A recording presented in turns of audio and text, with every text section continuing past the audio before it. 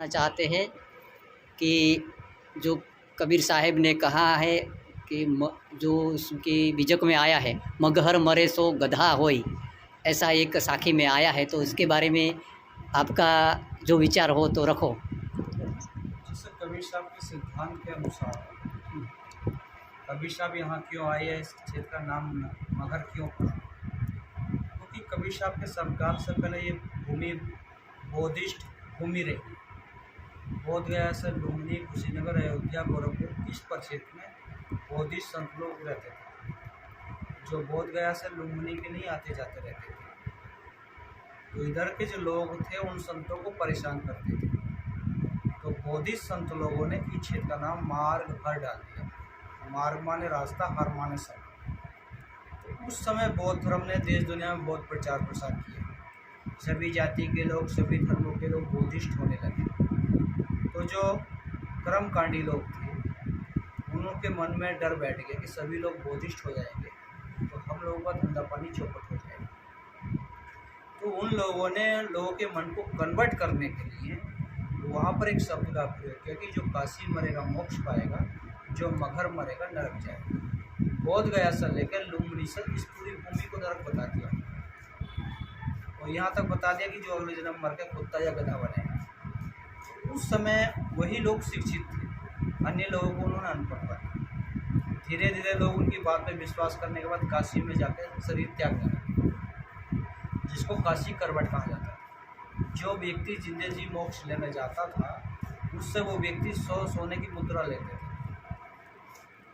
ऐसी परंपरा चली होगी, लोग जाते रहे, उनका रोजगार चालू हो गया। तो कबीर साहब के समकाल से पहले इधर और संत भी आए, तो बताते कि कुछ उन्होंने पानी मांगा, पानी की जगह इधर के जो पशु चराने वाले लोग थे उन लोगों ने पानी ना देकर उनके बर्तन में मिट्टी या धूल भर के दे दिया। तो उन संतों के मुख से शब्द निकल गया कि आज से क्षेत्र धूल उड़े। उस समय के बाद बताते हैं धीरे धीरे वर्षा कम हो गई। वर्षा कम हो गई तो खेती बाड़ी नहीं हो सके, तो जनता परेशान होने लगती है। तो सब लोग अपनी अपनी परंपरा के अनुसार पूजा पद्धति करते हैं वर्षा के लिए, लेकिन वर्षा नहीं होती। फिर यहाँ का जो राजा होता, बिजली का पठान जनता दरबार लगाता, उस जनता दरबार में सभी परंपराओं के संत लोग आते हैं। तो संत लोग कहते भी हम लोगों में इतनी शक्ति जो वर्षा करा दे, लेकिन काशी में कबीर साहब रहते, अगर उनके पास जाएंगे कुछ ना कुछ समस्या का निदान हो सकता है। यहाँ का जो राजा होता अपने साथियों साथ में कबीर चौरा बनाना चाहते, वो पूरी यहाँ की व्यवस्था बताते कि कुछ लोगों ने संतों को सताया, उनकी वाणी प्रशंसा क्षेत्र में सूखा पड़ा, जनता परेशान है। तो कुछ संतों ने कहा कि आपके चलने पर अब वर्षा हो सकती है। तो कबीर साहब कहते भी हमारे चलने से या बाहर रहने से वर्षा हो सकती है, तो हम अवश्य चलते हैं। तो जैसे कबीर साहब काशी से मगहर के लिए चलते हैं, उस समय के काशी के लोग वही बात कबीर साहब के सामने रखते हैं कि आपका वृद्ध शरीर और आप ऐसी जगह जा रहे हैं, लोग मरने के बाद नरक जाते हैं, और ऐसी मातृभूमि को छोड़ कर लोग मरने के बाद स्वर्ग जाते हैं, मोक्ष पाते हैं। तो कबीर साहब अपना चिंतन करते हैं, कोई अनपढ़ व्यक्ति कहे, कोई बच्चा कहे तो ठीक है। जो लोग बेसास गीता जानते हैं वो भी इतने बड़े अंधविश्वास में जाएंगे तो हम समाज का जाएगा। तो कबीर साहब सोचते हैं अगर इन लोगों के अनुसार मैं भी अपना शरीर काशी में त्यागा तो मेरे जाने के बाद काशी के लोग कहेंगे कबीर साहब अपनी मुक्ति पाने के लिए काशी में से त्यागा, तो इन लोगों की पापों की व्यवस्था और ज़्यादा हो जाएगी। तो कबीर साहब निर्णय लेते हैं कि मैं अपना शरीर काशी में त्याग कर मगहर में ही त्यागूँ। तो उन लोगों को समझाने के लिए वहाँ पर एक वाणी बोलते हैं, क्या काशी क्या ऊसर मगहर, जो हृदय राम रसो वो मोरा, जो काशी तजे कबीरा तो राम ही कौन ही है। कबीर साहब कहते भी जिसने अपने हृदय से परमात्मा को जाना है, ध्यान साधना किया है, कहीं मरेगा ज्ञान प्राप्त उसको होगा, मोक्ष होगा।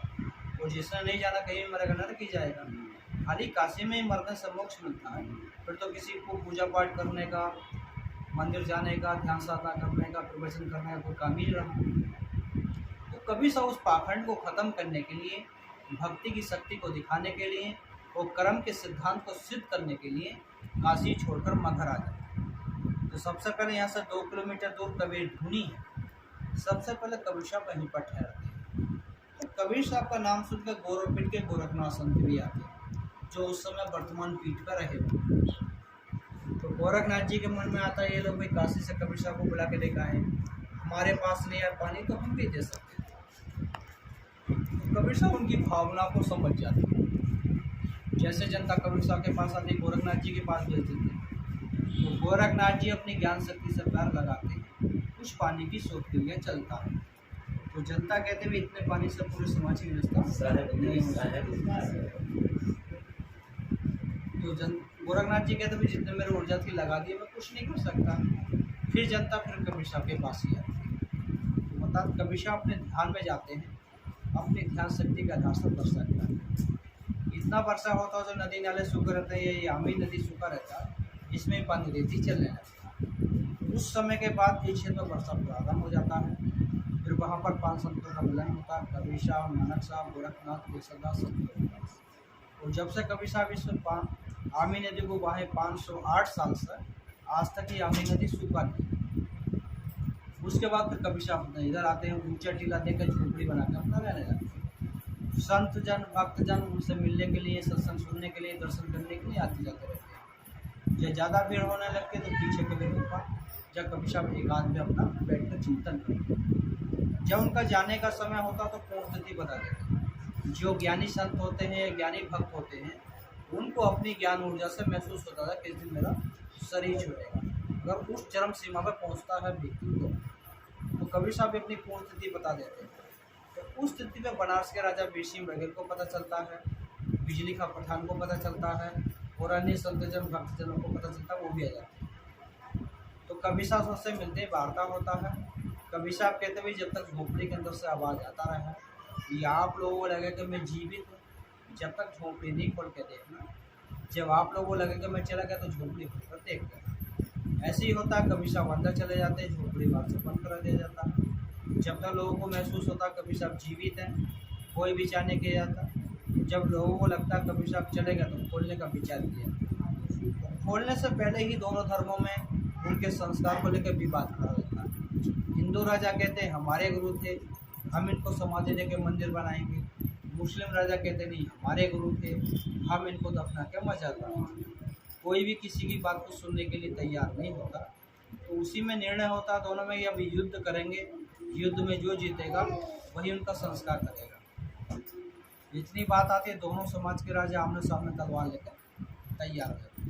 तो बताते उसी परिस्थिति में आकाशवाणी होता, बोलो पर्दा है नहीं मुर्दा, युद्ध मिथ्या तुम कर डाली।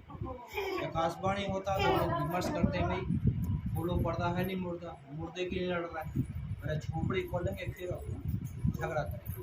झोपड़ी खोलते तो बोलो चादर मिलता है, शरीर नहीं मिलता। उसी से हिंदू राजा यहाँ पर समाधि मंदिर स्थापित कर देते हैं, मुस्लिम राजा उधर मजार स्थापित कर देते हैं, झगड़ा दोनों क्षमा। इसको कबीर साहब ने वाणी में भी कहा कि जो कि तो दीनी चंद्रिया जी नहीं देगी। जो पानी में पानी मिलेगा कबीर साहब ने कहा ना बीजक, जो व्यक्ति परमात्मा में लीन हो गया तो मिट्टी में कौन मिलेगा। कबीर साहब ने अपनी वाणियों से संकेत दे दिया है, लेकिन हम उस चरम सीमा की भक्ति पे जाएंगे तो कुछ चीज़ की एनर्जी प्राप्त होगी, जिसको कहते हैं सुन सकते। जिसमें अगर आप 100 घंटा भी बैठे रहो तो आपको शरीर में कुछ नहीं आता। 4 दिन खाना नहीं खाओगे तो भी भूख नहीं लगेगी। वो परिभाषा वहाँ पहुँच जाती, लेकिन उसके लिए हमको साधना करनी पड़ेगी। जिसको कबीर साहब कहते हैं सांच बराबर सब में झूठ बराबर जाके हृदय सांचे ताके हृदय। कबीर साहब सत्य से बढ़कर कोई तप नहीं बताते। कबीर साहब में ही ऐसे महापुरुष हैं जो भगवान को पीछे पीछे घुमाने की ये मन निर्मल हुआ जैसे गंगा नीर पाछे पाछे हरी तरह कहते। जिसने व्यक्ति जो परमात्मा को घुमाने की बात कर रहा है पीछे पीछे, तो उसके अंदर कुछ तो लॉजिक होगा। वही व्यक्ति ऐसी बात कर सकता है जिसने उस चीज़ को जाना पहचाना। वो तो अपना अपना मानना कौन क्या मानता है, लेकिन कबीर साहब के हम सिद्धांत पर चलेंगे तो उस चीज़ की एनर्जी हमको प्राप्त होती है। सिद्धांत पर नहीं चलेंगे तो वो एनर्जी हमको प्राप्त नहीं होती। क्योंकि कबीर साहब ने स्वयं कहा, तू कहता कागज की देखी, मैं कहता आखन देखी, तेरा मेरा मनवा कैसे।